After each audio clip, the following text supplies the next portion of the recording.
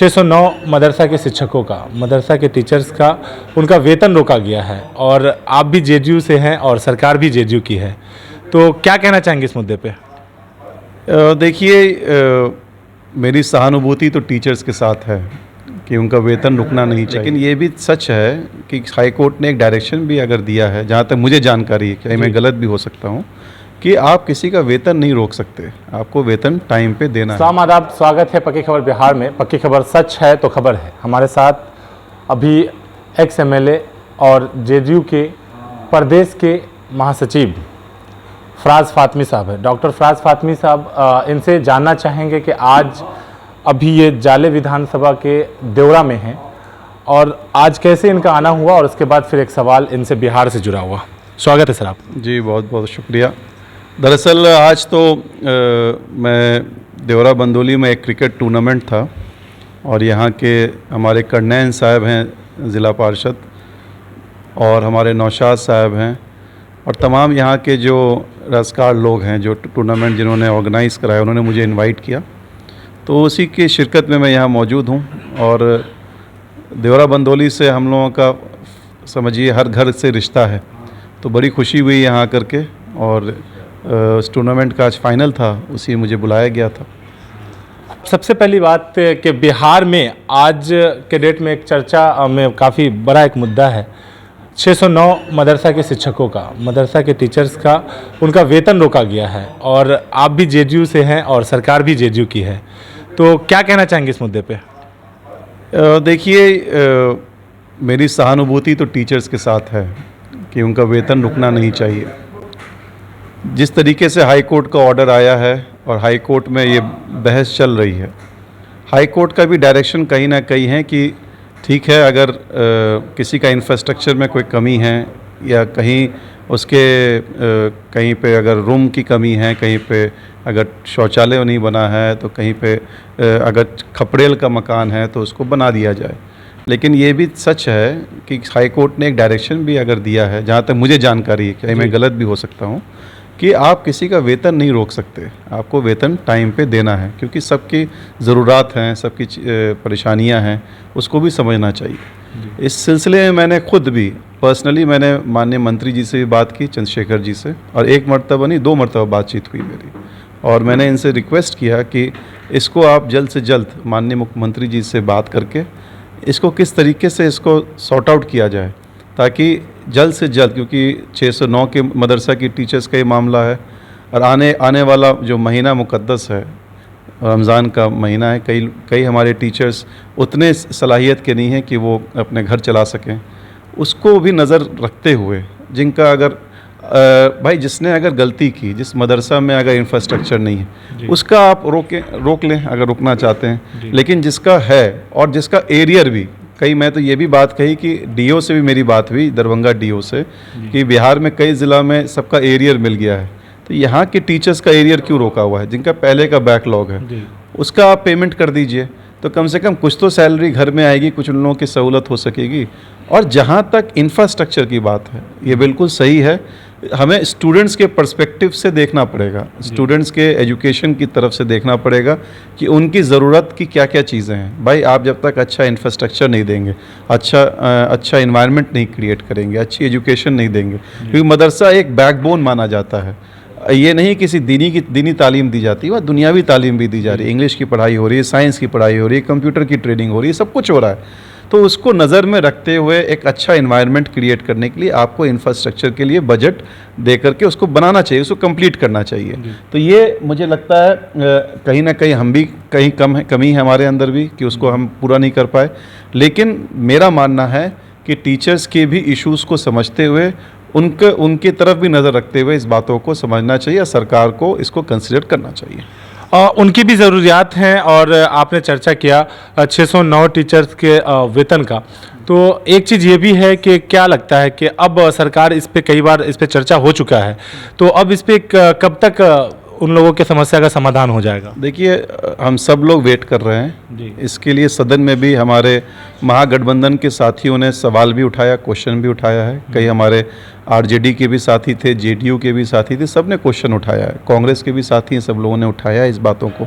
और कम्युनिस्ट के साथियों ने भी उठाया इन बातों को सवाल, और मंत्री जी का जवाब भी आया है कि हम कंसल्ट कर रहे हैं, और उन्होंने बुलाया भी था, शायद आज मीटिंग भी हुई है, कई एमएलएस को बुलाया उन्होंने, विधान परिषद के, विधानसभा के भी साथी हमारे वहाँ मौजूद थे। तो निश्चित तौर पे माननीय मुख्यमंत्री जी से ये बात कर रहे हैं और चर्चा में है, और कोर्ट में भी सब लोग गए हुए हैं। तो एक तरफ से टीचर एसोसिएशन भी गया हुआ है, एक तरफ से सरकार भी गई हुई है। तो कोशिश में लगे हुए हैं कि जितना जल्द से जल्द हो इसका समाधान हाई कोर्ट निकाले, क्योंकि हम सब लोगों का सम्मान है कोर्ट की तरफ, हाईएस्ट बॉडी वही होती है, उसके बगैर हम आगे बढ़ नहीं सकते। और हमें पूरी उम्मीद है कि एक अच्छा निष्पक्ष एक डिसीजन आएगा जो सबके फेवर में होगा, और टीचर के फेवर में भी होगा, और बच्चों के फ्यूचर को भी देख करके, ताकि उनका आने वाला कल कैसे मुस्तकबिल कायम रहे उसको भी देखते हुए हम आगे बढ़ सकेंगे।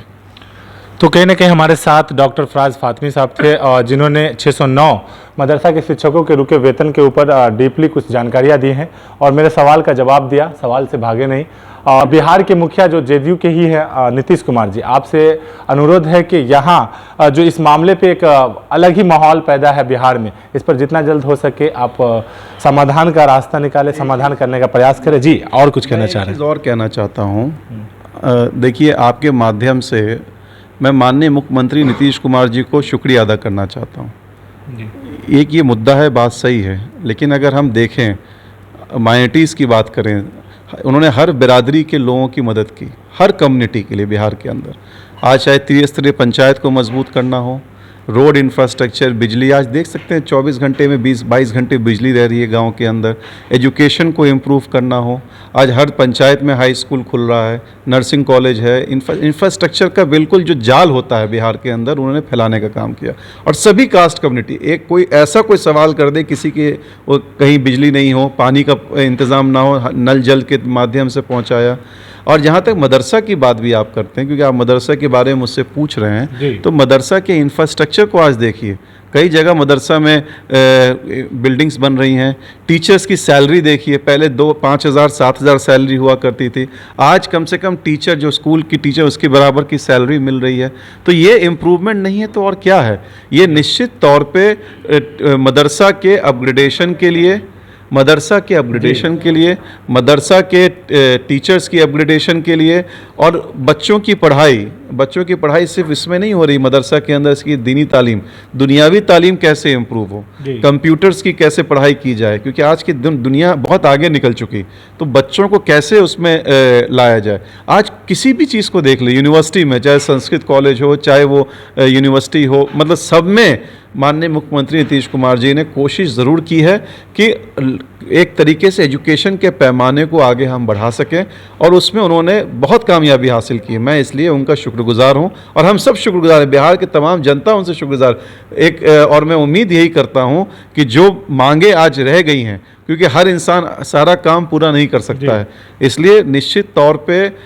और ये प्रमाणित है, ये नहीं है कि हम झूठ बोल रहे हैं, हम आपके माध्यम से किसी की तारीफ, ये प्रमाणित है बिहार के अंदर कि विकास के साथ, एक सबका साथ सबका विकास की जो बात करते थे, सभी समाज को लेकर चलने की बात करते थे, माननीय मुख्यमंत्री नीतीश कुमार जी लेकर के चले हैं। और महागठबंधन एक मजबूत सरकार बिहार के अंदर देने का काम कर रही है। बहुत लोग कोशिश में लगे हैं कि इस सरकार को अस्थिर करें, कभी किसी चीज़ का सहारा लिया जा रहा है, कभी CBI, कभी ED, कभी इनकम टैक्स, लेकिन इससे सरकार हिलने वाली नहीं है, डरने वाली नहीं है, इसका मुंह तोड़ जवाब दिया जाएगा। और हमें पूरा भरोसा है न्यायालय के ऊपर कि वो निष्पक्ष हमारा फैसला जो एज पर नियम के हिसाब से हो वो इंसाफ करेगा, लालू जी का इंसाफ होगा, उनके परिवार का इंसाफ होगा, और जितने भी पार्टी के जो लोग हैं जिनको फंसाया जा रहा है, किसी भी पार्टी के हों, चाहे वो महागठबंधन हो, चाहे जो बीजेपी से लड़ रहा है, उसको वो जेल में डालने का काम कर रहे हैं। लगता है कि उनके पार्टी में हम चले जाएं तो वॉशिंग मशीन की तरह धुल जाएंगे। तो ये निश्चित तौर पे एक जवाब उनको 24 में मिलेगा और आने वाले कल 25 में भी मिलेगा। मैं पूरी उम्मीद के साथ कह सकता हूं, क्रांति शुरू ही होती है बिहार से, और हमेशा ये प्रमाणित है पूरे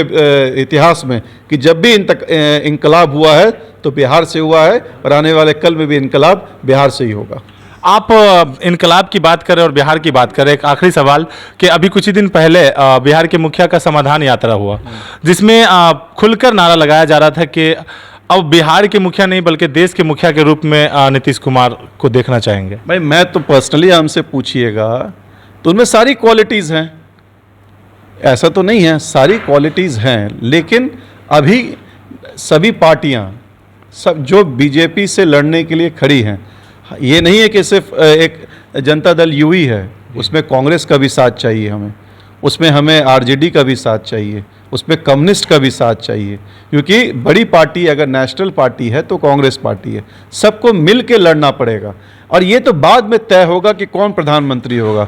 अगर पर्सनल चॉइस कहिएगा तो हमको तो सारी क्वालिटी अच्छी लगती नीतीश कुमार जी के अंदर की, सारी क्वालिटी है प्रधानमंत्री बनने की, लेकिन वो तो तय होगा इलेक्शन, पोस्ट इलेक्शन भी तय होता है, प्री इलेक्शन भी तय होता है। तो थोड़ा इंतज़ार कीजिए, एक बढ़िया एक विपक्ष बन रहा है पूरे देश के अंदर। जिस तरीके से एक ईडी और इनकम टैक्स और सीबीआई का डरा करके धमका करके जो डराने का काम कर रहे हैं विपक्ष को, निश्चित तौर पे इसका जवाब इनको 24 में मिल जाएगा। और ये आप घबराइए नहीं, जो इंसान गलती करता है उसको खुद भी अपनी गलतियों का भुगतना पड़ता है। तो आप वेट कीजिए, एक बहुत बड़ा दल, एक बहुत बड़ा गठबंधन बनने जा रहा है, जिसकी मुखिया चाहे जो हों, मैं उम्मीद यही करता हूं कि एक अच्छा दल बने, एक गठबंधन बने, ताकि उसका जवाब 24 में हम दे सके बीजेपी के खिलाफ। चलिए, हमारे साथ डॉक्टर फराज फातमी साहब थे, जो बिहार के मुखिया का देश के मुखिया के रूप में जो सवाल था मेरा, उस पर सभी लोगों के साथ कांग्रेस पार्टी को और बाकी सभी पार्टियों को साथ रख करके सच में उस मामले पे खड़े उतरने की बात कही है। तो कहते हैं कि एकता में बल है, शायद यही एक इशारा था इनका। लेता हूँ आप सबसे विदा। जय हिंद दोस्तों, मैं Faizi, chief reporter, camera person ओ फैजी के साथ। अगर आपको सच्ची खबर हो सुनना तो पक्की खबर को जरूर चुनना। तो अब देर किस बात की, अभी सब्सक्राइब करें हमारे YouTube चैनल पक्की खबर को। पक्की खबर, सच है तो खबर है।